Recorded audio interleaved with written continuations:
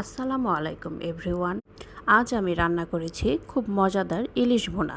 ঘরোয়া কিছু মশলা দিয়ে খুব মজা করে রান্নাটা করেছি। আশা করি আপনাদের সকলের খুব ভালো লাগবে। প্রথমে আমি কড়াইতে তেল গরম করে পেঁয়াজ দিয়ে দিব। পেঁয়াজটা ডিপ ব্রাউন কালার হওয়া পর্যন্ত ভাজতে থাকবো। তারপরে রসুন বাটা যোগ করব। রসুন বাটাটা ফ্রিজে না রাখার কারণে গ্রিন কালার হয়ে গিয়েছে।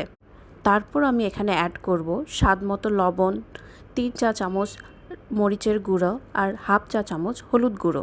তারপর আমি মশলাটাকে কষিয়ে নেব। এভাবে কিছুক্ষণ কষানোর পরে হালকা একটু পানি দিব, যাতে মশলাটা আরেকটু কষানো যায়। আরেকটু কষানো হলে ঢেকে দিব।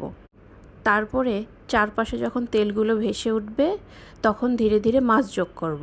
প্রথমে আমি মাছের মাথা এবং কানগুলো দিয়ে দিচ্ছি। এটাকে কিছুক্ষণ নাড়াচাড়া করে রান্না করে নেব, কারণ মাছের মাথাটা হইতে একটু সময় লাগে। তখন আগে যদি দিয়ে দিই তাহলে জিনিসটা ভালো হবে। এরপরে এক এক করে মাছগুলো দিয়ে দিব। এমনভাবে দিব যাতে একটার সাথে আরেকটা মাছ লেগে না যায়। তারপরে কিছুক্ষণ রান্নার পরে মাছগুলোকে উল্টে দিব। এভাবে আরও কিছুক্ষণ কষাবো। কষানোর পরে মাছে প্রায় 2.5 কাপ পরিমাণ পানি দিয়ে দিব। পানি দেওয়ার পরে কিছুক্ষণ নাড়াচাড়া করে মাছটাকে ঢেকে দিব। আমার রান্নাটা যদি কারো ভালো লেগে থাকে আমার চ্যানেলটা প্লিজ সাবস্ক্রাইব করুন। আমার রান্নাটা কার কেমন লাগছে জানি না, তবে আমরা বাসায় সাধারণত এভাবেই খেয়ে ফেলি। বলক ওঠার পরে আবার ঢাকনাটা খুলে নেড়েচেড়ে দেখব এবং দেখব কতটুকু পানি কমেছে।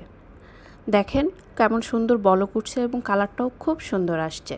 যদি মনে করেন যে কোনো মাছের মধ্যে মশলা ঠিকমতো ঢুকছে না, তাহলে একটু নেড়ে দিবেন, উল্টায়ে দিবেন। এ পর্যায়ে আমি আরেকটু ঢেকে দিব। তারপরে ঢাকনা খুলে যখন দেখব যে ঘন হয়ে এসেছে তখন আমার রান্না কমপ্লিট। আল্লাহ হাফেজ।